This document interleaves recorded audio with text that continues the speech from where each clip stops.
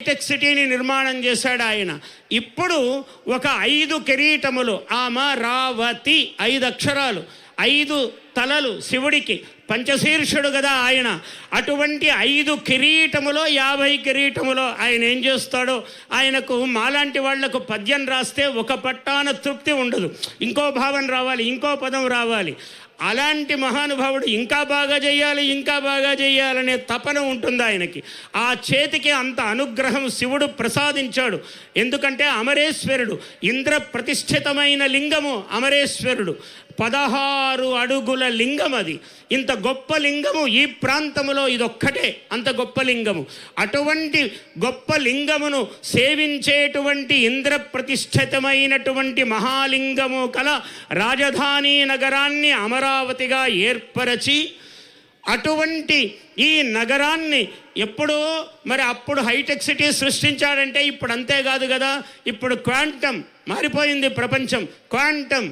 కాబట్టి ఏఐ అంటే artificial intelligence. Artificial ఇంటెలిజెన్స్ని ఆయన ఆర్టిస్టిక్ ఇంటెలిజెన్స్గా, ఆధ్యాత్మిక ఇంటెలిజెన్స్గా మలచి ఇవాళ ప్రపంచానికంతా చూపిస్తున్నాడు. ఈ శివరాత్రి నాడు ఆధ్యాత్మికమైన ఇంటెలిజెన్స్ ఆయనకు ఒక తన మనమడు లాంటి మనమళ్ళే ఆంధ్రప్రదేశ్లో ఉన్నటువంటి యువకులందరూ కూడా, వాళ్ళందరికీ ఏం కావాలంటే క్వాంటమ్ కావాలి. ఒక వందల కొలది కంప్యూటర్ల యొక్క కలయిక క్వాంటమ్. అది మాత్రమే కాదు, ఇంకేం కావాలి, ఆర్టిఫిషియల్, అది ఆర్టిస్టిక్ కావాలి, సౌందర్య భావన కావాలి. ఆయనకి ఎంత సౌందర్య భావన అంటే ప్రతిదీ కూడా అంత గొప్పగా చేయాలి, ఇంత బాగా చేయాలి, నా ప్రజలకు ఇంత సేవ చేయాలి, నిరంతరము తపన. మనం ఆకాశంలో పూర్ణచంద్రుని చూస్తే మనకెంత ఆనందమో, ఆయన్ని చూస్తే ఆంధ్ర ప్రజలకు అంత ఆనందము. ఈయన మన కోసం నిలబడి చేసేటువంటి వ్యక్తి అని. ఆయన నవశివాభ్యాం అని మొదట ఎందుకు చెప్పానంటే, శివుడి వల్ల యవ్వనము. 70 దాటిన వాడు అలవోకగా మెట్లెక్కుతాడు, అలవోకగా దిగుతాడు. ఆయన ఆరోగ్యము తథాస్తు తథాస్తు, అలాగే ఆయురారోగ్య ఐశ్వర్యములతో ఆయన వర్ధిల్లి రాజు ప్రభువు ఎప్పుడైతే ఎటువంటి వాడో ప్రజలందరికీ అటువంటి ఆనందం కలుగుతూ ఉంటుంది. నిత్య శ్రామికుడు, చాలా దార్శనికుడు.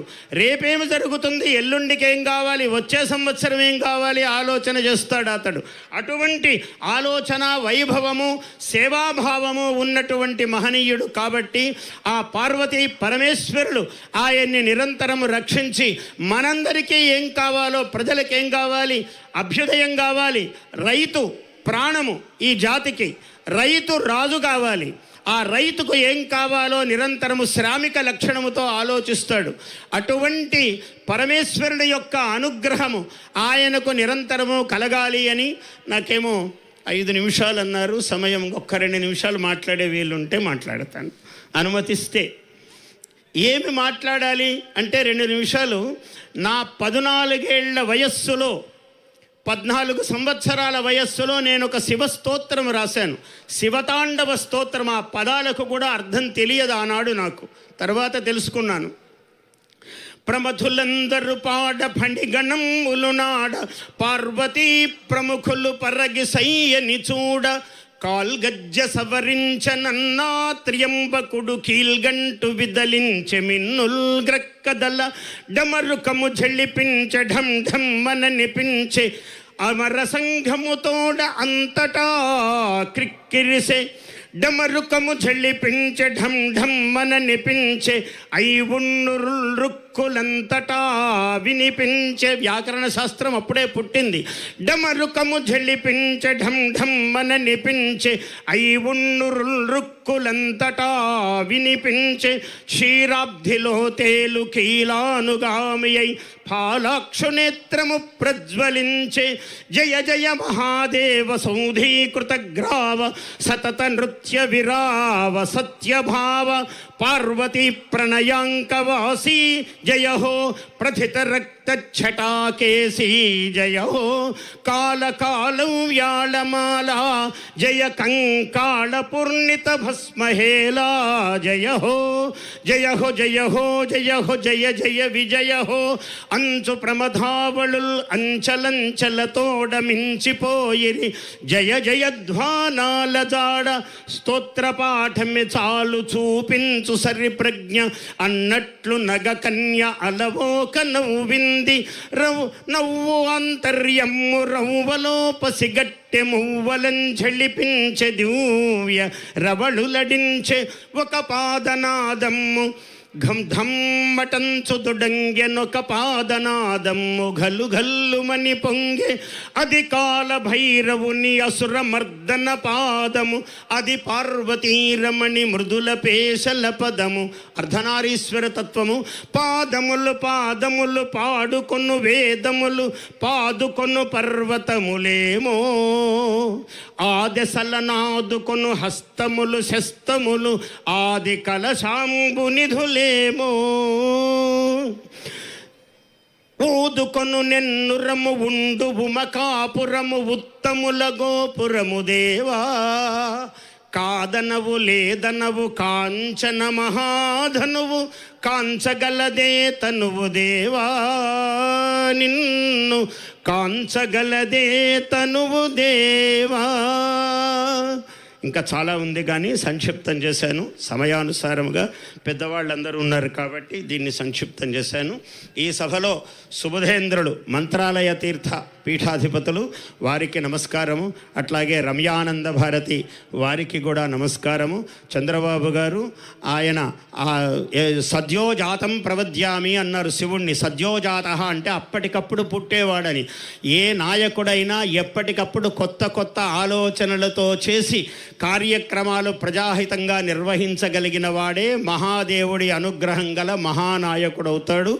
ఈ మహా కార్యక్రమానికి మహాశివరాత్రికి నన్ను పిలిచి ఆయన ఈ 4 మాటలు ఇక్కడ స్వామివారి గురించి మాట్లాడే భాగ్యం కలిగించినందుకు మహావంశీకృష్ణ పద్మావతి దంపతులను నేను ఆశీర్వదిస్తున్నాను. చాలా ప్రతిభావంతుడు, యువకుడు, సద్యస్ఫురణ గలవాడు మహావంశీని నేను ఆశీర్వదిస్తూ ఉన్న అందరికీ కూడా ఓం నమః శివాయ, ఓం నమః శివాయ, ఓం నమః శివాయ. శివానుగ్రహ ప్రసాద సిద్ధిరస్తు. జయోస్తు. ధన్యవాదాలు సార్. శ్రీ మాడుగుల నాగపణి శర్మ గారికి హృదయపూర్వకమైనటువంటి ధన్యవాదాలని తెలియచెప్తూ ఉన్నాము. అలాగే ఈరోజు ఈ కార్యక్రమానికి మనందరినీ ఆశీర్వదించడానికి ఇక్కడికి విచ్చేసినటువంటి శ్రీ శ్రీ శ్రీ సుబుధేంద్ర తీర్థస్వామి మంత్రాలయం పీఠాధిపతి వారిని వారి ఆశీస్సులు ఇవ్వవలసిందిగా ప్రార్థిస్తున్నాము.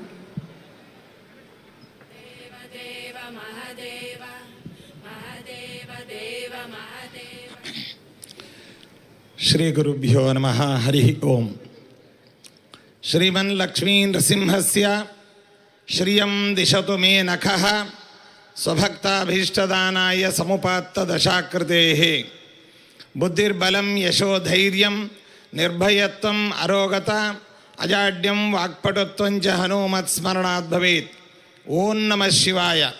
పూజ్యాయ రాఘవేంద్రాయ సత్యధర్మ రతాయ చ భజతాం కల్పవృక్షాయ నమతాం కామధేనవే.